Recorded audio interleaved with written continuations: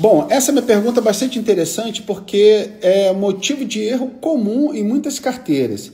Quando você sabe escolher boas ações e bons fundos imobiliários, o que você deve fazer, né? Então, sabendo que você sabe encontrar as melhores ações, os melhores fundos imobiliários, todos são bons. Todas as ações da tua carteira são boas, você sabe identificar quando uma empresa é promissora e um fundo imobiliário é promissor. Então, o próximo passo é considerar colocar o mesmo valor investido em cada fundo imobiliário, em cada ação, porque mesmo sabendo quais são os mais interessantes, né, você não sabe qual que vai se destacar primeiro, qual que vai ter, de fato, a confirmação de que você fez uma boa escolha. Então, para você não ter muito dinheiro investido em um fundo imobiliário que subiu pouco e pouco dinheiro em um fundo imobiliário que subiu muito, e a mesma coisa para ações, o ideal é diversificar na mesma proporção. Quando você escolhe todos com a mesma estratégia, uma estratégia bem clara, é o melhor a fazer.